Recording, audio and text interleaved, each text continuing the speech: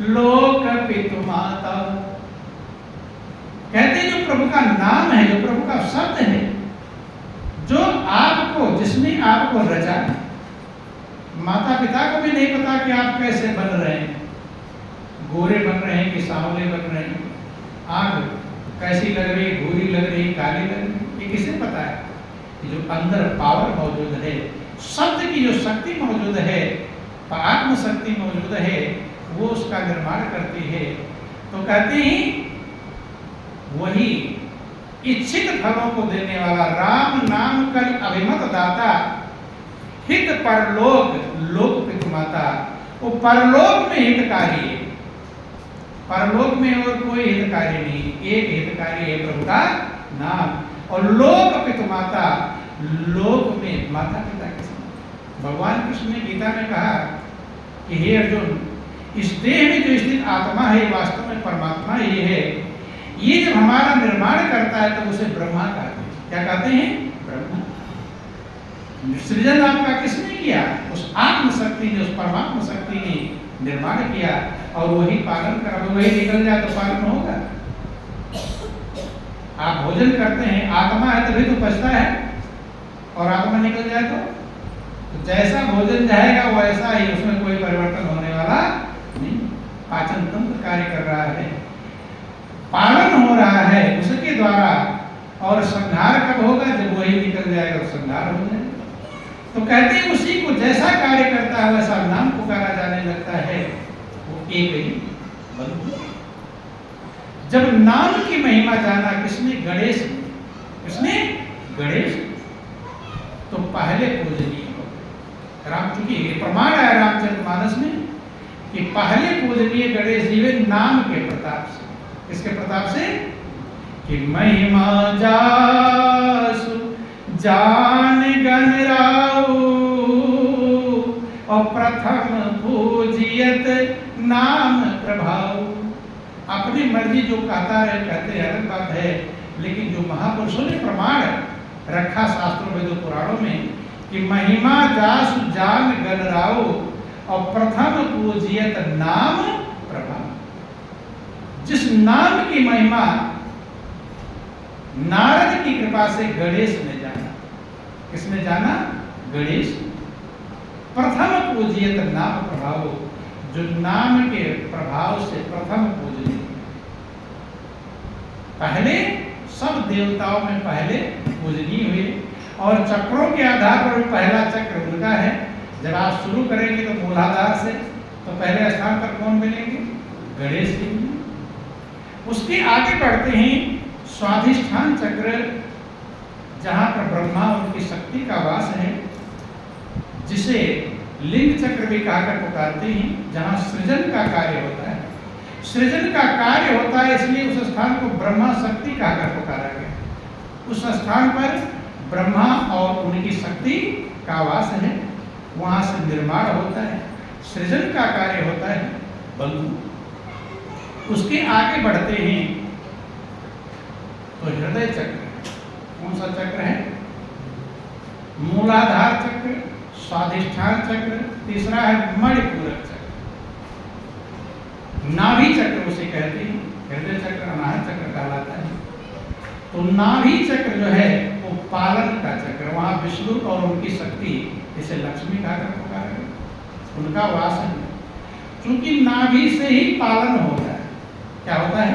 पालन। जब हम माँ के गर्भ में थे तो हमारे लिए पूरा खुराक कहाँ से मिलता था? नाभि से मिलता था। वहीं से पालन हो रहा है।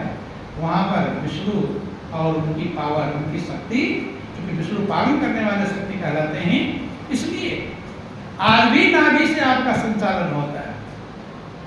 सेंटर चेंज हो गया, लेकिन संचालन कहाँ से हो रहा है? नाभि से। सारे नस नाड़ियों के गुच्छे नाभि में मौजूद है।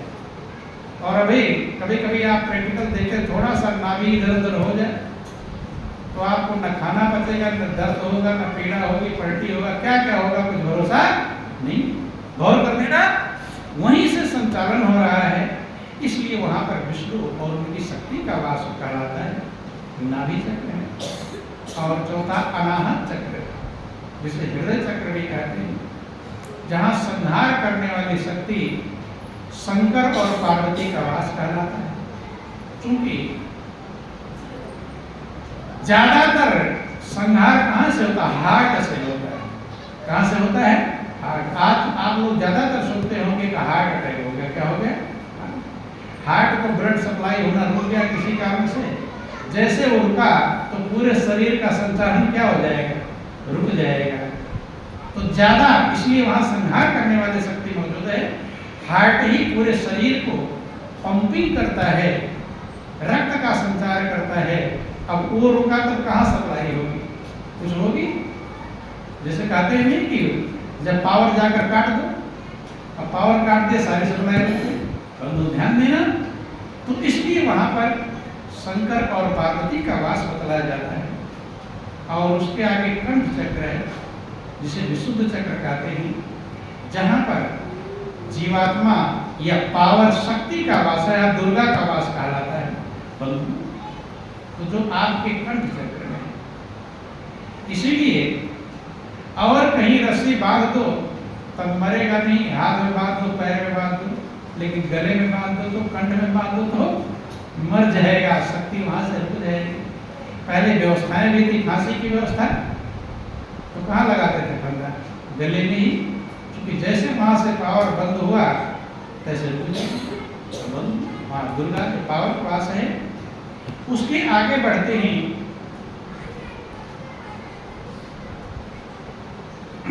आज्ञा चक्र, दोनों भौं के मध्य में जहां पर बिंदी लगाते हैं, उसे आज्ञा चक्र कहकर पुकारा।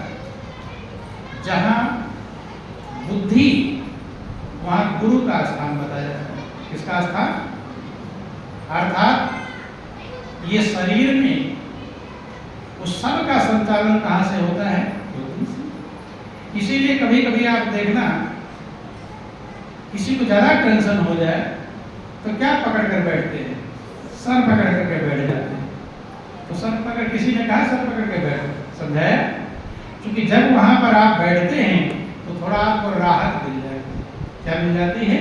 जो बुद्धि की चलायमान थी तो थोड़ा शांति मिल जाती है। वहां गुरु का स्थान कहा जाता है। उसे चिठा चक्र भी कहते हैं, आज्ञा चक्र भी कहते हैं, जहां से बुद्धि का संचालन होता है और बुद्धि ही आपको चलाती है। माइंड का आवाज जिसे कहकर पुकारती है, और उसे एक गुरु कहकर पुकारते हैं। क्या कहते हैं? और उसके आगे सहस्त्र कमल, शास्त्रार्थ जिसे कहकर पुकारा, जहां से सारा सूक्ष्म मसाला आपके पूरे शरीर में संचालित, जिसे सहस्त्र कमल कहते हैं, वहां पारब्रह्म परमात्मा का वास कहलाता है। तो इस प्रकार से जितने मुख्य मुख्य देवी देवता जो पूजनीय हैं, ज्यादा जो पूजे जाते हैं, अब मान लो हनुमान पूजे जाते हैं, राम पूजे जाते हैं, तो नाभि चक्र पर उन सबका वास है। विष्णु का वास है तो विष्णु के अवतार राम कहलाते हैं, उनका भी वास है, तो हनुमान भी वहीं पर है। मतलब जितने देवी देवताओं की कल्पना की गई वो सब कहाँ हैं? आपके अंदर। ये अंदर के देवता अलग अलग कार्य कर रहे हैं, ये अलग अलग पावर का संचालन कर रहे हैं।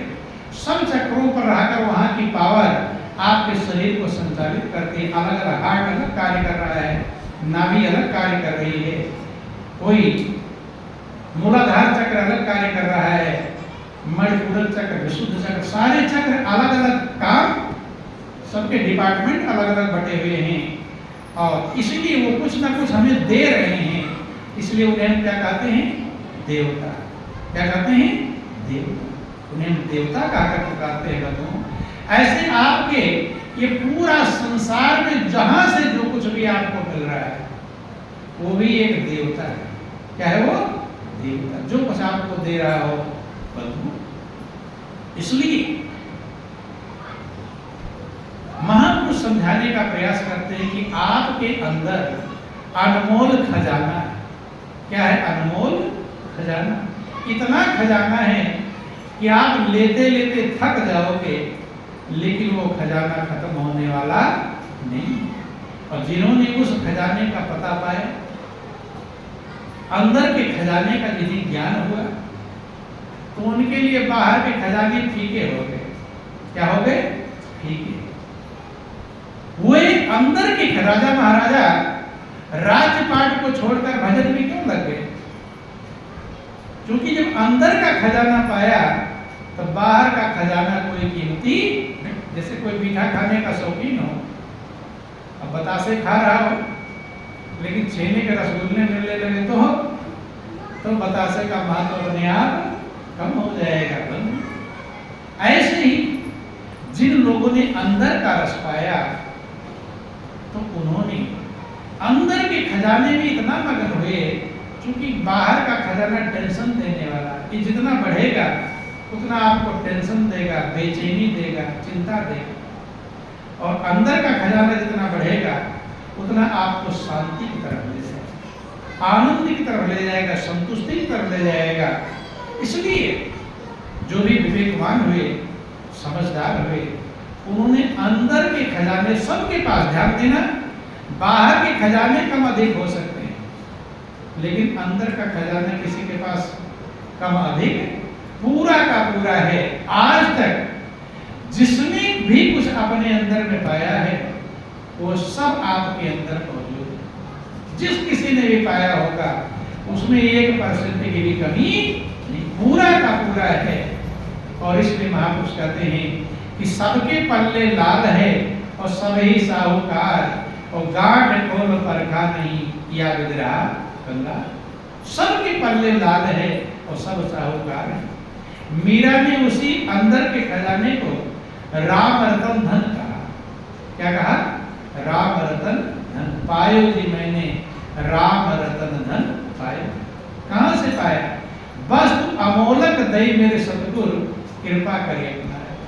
कि हमारे गुरु महाराज जी ने अनमोल वस्तु दिया है जो अमोलक है।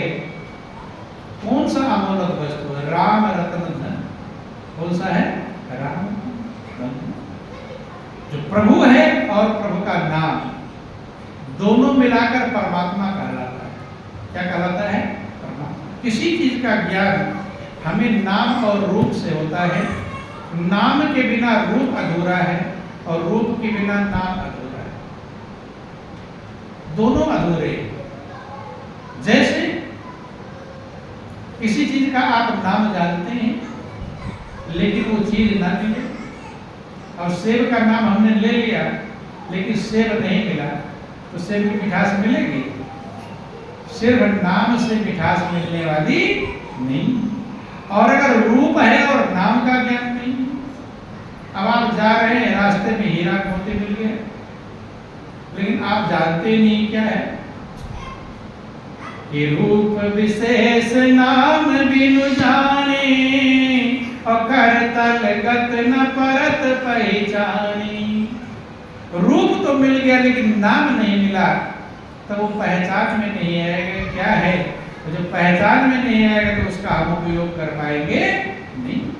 इसलिए नाम और रूप, नाम रूप दुई ईश उपाधि, अकथ अनादि सुसामुज साधि। ध्यान देना, ईश्वर जिसे हम कहते हैं अपने मन से कल्पना करना वाला चीज है। महापुरुष जो समझाते हैं ईश्वर की दो उपाधियां, दो चीजें मिलकर ईश्वर बनते हैं। क्या?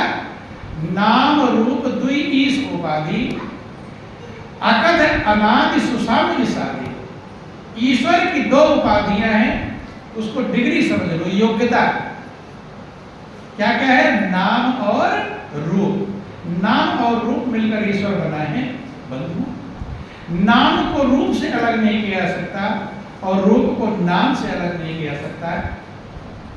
महापुरुष कहते हैं कि दोनों एक साथ में रहते, अलग होते। तो दोनों जो उपाधियां हैं वो एक साथ रहते हैं। सिर्फ नाम अधूरा है और सिर्फ रूप अधूरा है, इसलिए नाम और रूप दोनों चाहिए। अकथ, उसकी दोनों अकथ है, नाम भी अकथ है और रूप भी अकथ है। अकथ अनादि, अनादि का मतलब जिसका न कभी शुरू हुआ है और जिसका न कभी अंत। आदि का मतलब शुरू और अंत का मतलब खत्म, और अनादि का मतलब जिसकी कभी शुरुआत ही ना हो, और जिसकी शुरुआत ही नहीं हुई है तो फिर उसका अंत कभी होने वाला नहीं है। नाम और रूप दो चीजें हैं जो अनादि है, जिसका ना कभी आदि है और ना अंत है। अकथ है, दोनों अकथ हैं, अनादि हैं, सुसामुज साधी, और सही प्रकार से समझ पाएंगे तब जब साधना करें। बिना साधना के, साधना मतलब प्रैक्टिकल, बिना प्रैक्टिकल के उसको समझ में आता नहीं। इसीलिए उसे ज्ञान और विज्ञान कहकर पुकारा। क्या कहा गया? ज्ञान और विज्ञान। जनरली साइंस को लोग विज्ञान कहकर पुकारते हैं, लेकिन विज्ञान का मतलब होता है, साइंस जिसे विज्ञान कहते हैं वास्तव में एक प्रकार की जानकारी है। क्या है वो? जानकारी है। विज्ञान किसे कहते हैं? जब आप उसका प्रैक्टिकल कर लेते हैं और वो आपका संचालक बन जाता है, आपका इष्ट देव आपका मार्गदर्शन करने लगता है, संचालित करने लगता है, तब उसे हम कहते हैं विज्ञान। क्या कहते हैं? विज्ञान। देखो, जब वैज्ञानिक रिसर्च करते रहते हैं उसे विज्ञान कहकर पुकारते हैं, लेकिन जब तक संचालित नहीं होता तब तक उसका नियम और फार्मूला बनता नहीं है। ऐसे वो विज्ञान आपके अंदर मौजूद है, अंदर की गहराई में आपको विज्ञान प्राप्त होता है, और उसके बिना समता नहीं आती। रामायण में लिखा गया कि बिन विज्ञान की समता आवे, को अवकाश कि नभ बिन पावे। बिना विज्ञान के समता नहीं आ सकती। आप सोच लेना, विज्ञान तो बहुत विकसित हो गया, चंद्रमा पर पहुंच गए, मंगल ग्रह पर जा रहे, कहाँ जा रहे हैं, लेकिन समता आ गई क्या? समता नहीं आई और विषमता आ गई। क्या आ गई? विषमता हो गई, खींचातानी हो गई, तेरी मेरी हो गई, मार काट के हथियार बनने लगे। विज्ञान समता पहुंचाता है। कहाँ पहुंचाता है? समता, सम, एकता को पहुंचाता है। और ये दुनिया का जो विज्ञान है ये विषमता प्रदान कर रहा है। क्या प्रदान कर रहा है? तेरा मेरी बढ़ रही है, ईर्ष्या द्वेष बढ़ रहा है, छल कपट बढ़ रहा है। इसलिए सही विज्ञान आपके अंदर है। जब वो परमात्मा रूपी शक्ति आपका सारथी बन जाए। क्या बन जाए? सारथी। अभी आप का मन सारथी बना हुआ है। कौन बना है? मन। सारथी का मतलब जिधर वो ले जाए उधर आप चले। तो सारथी कौन बना है? कि मन है बना ड्राइवर हर एक प्राणी का। सब प्राणी का ड्राइवर कौन बना है? मन बना हुआ है। जब परमात्मा आपका सारथी बन जाता है, वो आपको दिशा देता है कि अब इधर चलो, अब ये करो, वो सब अंदर से होगा, बाहर से नहीं।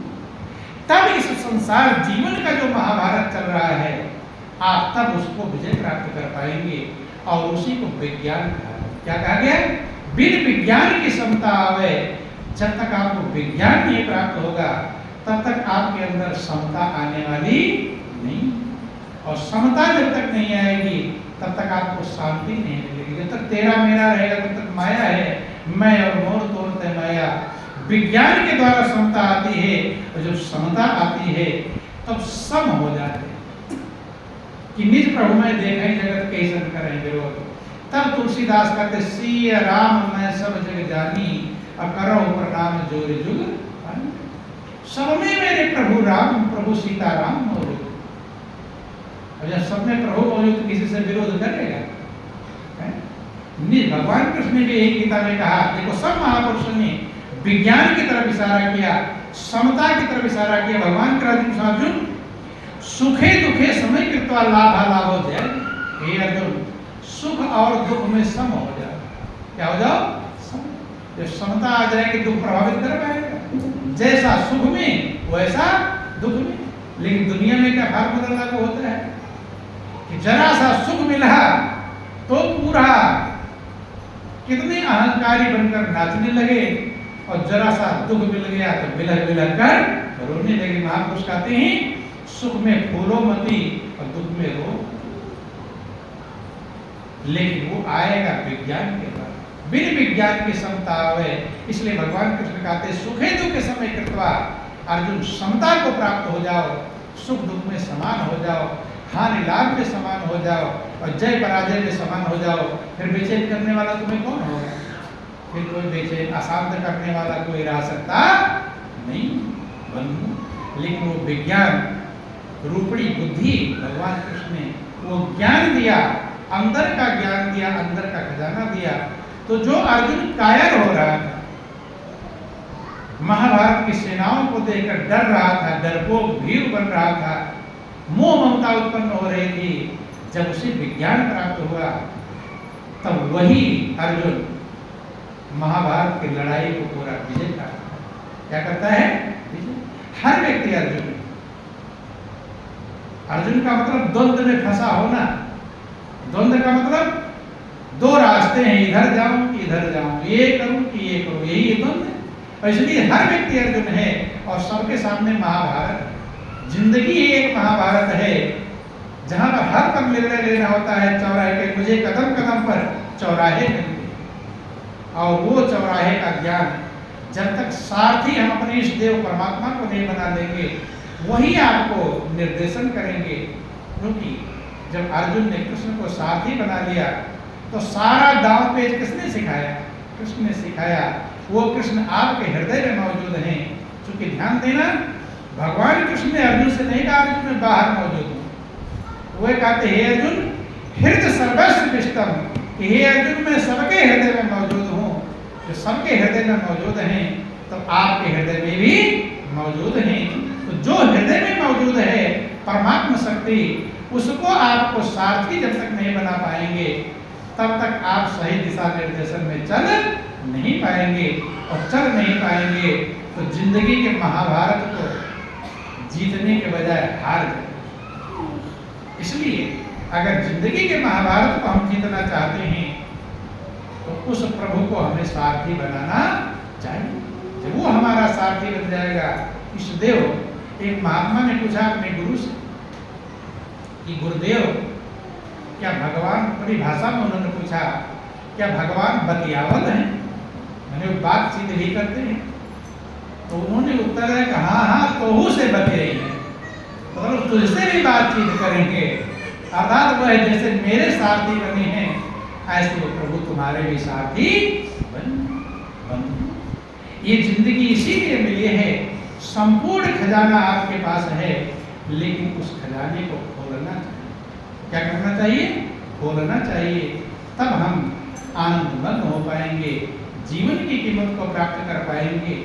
अन्यथा ये जीवन यूं ही पेट पालने में, खाने पीने में चला जाएगा और ये भी काम सही प्रकार से नहीं कर पाता। किसी से पूछ लो पेट पालने वाला काम सही प्रकार से हो रहा है तो उसमें भी तमाम झंझट है कि आज ये नहीं हुआ तो कल वो नहीं हुआ, बेटा ऐसा चल रहा, बेटी ऐसी चल रही, ये ऐसा चल रहा, वो। अरे पेट पालने वाला काम भी सही प्रकार से नहीं किया तो क्या किया है? पूरी जिंदगी सारा अकल बुद्धि सारा धर्म बल उसी में लगा, चालाकी होशियारी लगा दिया, लेकिन वो भी सही कर पाए नहीं। इसलिए महापुरुष कहते कहा किया हम आए के और कहा करेंगे जाए। फिर आकर यहाँ क्या किए? तो यहाँ जाएंगे फिर क्या करेंगे? आने जाने का कुछ लाभ ईद के भय न उद के और चल दिए भूल गवाए ना इधर के हुए। तो इधर का मतलब खाने पीने कमाने वाला काम भी सही प्रकार से कर लेते तो ये भी किसी का भी सही नहीं होगा। सबका कुछ ना कुछ बिगड़ा है कि मेरा तो ये झंझट, मेरा तो ये झंझट, सबके पास झंझट। तो ये सही हुआ नहीं, उधर वाला छोड़ दिया तो ना इधर का हुआ ना उधर का हुआ। धोबी का कुत्ता ना घर का ना हाट का। इसलिए जो महापुरुषों ने रास्ता बतलाया है, आपके पास अनमोल खजाना है, लेकिन उस खजाने में प्रवेश बिना समर्थवान सदगुरु के होता नहीं। उस खजाने की चाबी सदगुरु के पास है। किसके पास है? सदगुरु। तो ध्यान देना, जब आपके घर में थोड़ा सा खजाना होता है तो ताला लगाते हैं कि नहीं? ताला लगाना है तो ताला लगा कर आए तो रास्ते में ध्यान आता, नजर लगाया कि फिर लौट कर जाते हैं देखने, जाते हैं कि नहीं? कोई कोई हो जाता है, पता नहीं ताला लगाया कि नहीं, फिर लौट कर देख कर चेक करने जाते हैं। क्यों? अगर ताला नहीं लगा रहेगा तो लूट जाएगा। तो जब इस खजाने में आप ताला लगाते हैं तो आपके अंदर प्रभु ने लोक और परलोक दोनों का खजाना दिया। लोक भी आनंद मग्न कर लेंगे और परलोक भी आनंद मग्न कर लेंगे, दोनों का खजाना है।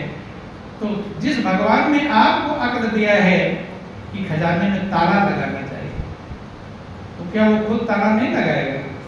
जिसने हमें अक्ल दिया खजाने में ताला लगाना चाहिए कि जिसका घर तीन ताला दीना, जिसने ये घर को बनाया, तो ताला, अब आजकल घर बनाते गेट लगा के, अरे गेट लगा के ताला लगा, कहते कि नहीं कहते हैं?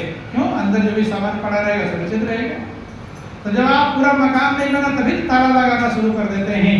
तो भगवान ने इस आलीशान जो मकान बनाया है, अनमोल जन्म जन्मांतर लोक और परलोक दोनों खजाना रखा है, वो ताला, जिसका घर तीन ताला दीना, ताला लगाया है। और चाबी किसे देते हैं? घर में ताला लगाकर जो भी मिल जाए उस पकड़ा दे चाबी। चाबी जिम्मेदार को देते हैं। किसको देते हैं? जो सदुपयोग करे, लुटा ना दे। तो महापुरुष कहते ताला लगाया, जिसका घर तीन ताला दीना, चाबी सतगुर हाथ पटाए। किसके हाथ है? सतगुरु। जिम्मेदार जो दुरुपयोग ना करे। रास्ते चलते किसी दे दिया होता, कोई दुरुपयोग कर देता, कि गुरु की शरण में जाकर बंदे चाबी लेकर ताला खोलो। खजाना आप ही का है, लेकिन चाबी किसके पास? सदगुरु के पास है। जब तक सदगुरु के पास हम जाएंगे नहीं, इसीलिए रामकृष्ण भी इस पृथ्वी पर आए तो वह भी सदगुरु के पास गए कि नहीं गए? चाबी नहीं, खजाना तो सबका अपना निजी है। भाई कभी कैसे समझ लेना, आपकी बेटी पैदा हो जाती है तो बेटी के नाम पैसा जमा करना शुरू कर देते हैं, करते ही नहीं करते? लाख 2 लाख 4 लाख जमा करना शुरू कर देते हैं, लेकिन पासबुक देते हैं बेटी को, छोटी सी उसे नहीं देंगे, संभाल कर रखें। हाँ, जब उस लायक हो जाएगी तब उसे सौंप। तो ऐसे ही जब इस लायक हम हो जाते हैं तब उस खजाने की चाबी हमें सदगुरु से प्राप्त हो जाती है। बंधु, इसलिए कि राम कृष्ण से को बड़ू और 3 गुरु सेवा की, और 3 लोक के जो धनी, सो गुरु आगे आदि। अनमोल खजाना है, लेकिन वे भी गुरु के पास गए। जिन कृष्ण के पैदा होते, जिनके फाटक खोल गए, पहरेदार सो गए थे, उन्हें भी गुरु के पास जाना पड़ा। चाबी को सौंपाई, वहां से जब लेते हैं और आपके अपने अंदर का खजाना खुलता है। ऐसे डॉक्टर चीर फाड़ के सब अलग कर देता है, वो खजाना हीरा मोती नजर आता है। ये चीरने फाड़ने से मिलने वाला नहीं है, ये भाव और प्रेम की गहराई उतरने से मिलता है। बंधु, तो कहते हैं कि जब ऐसे सदगुरु मिलते हैं तो हमें वो खजाना मिलता है। छोटा सा भजन है, फिर आप लोगों का टाइम भी हो रहा। बोलो प्रेम से महाराज।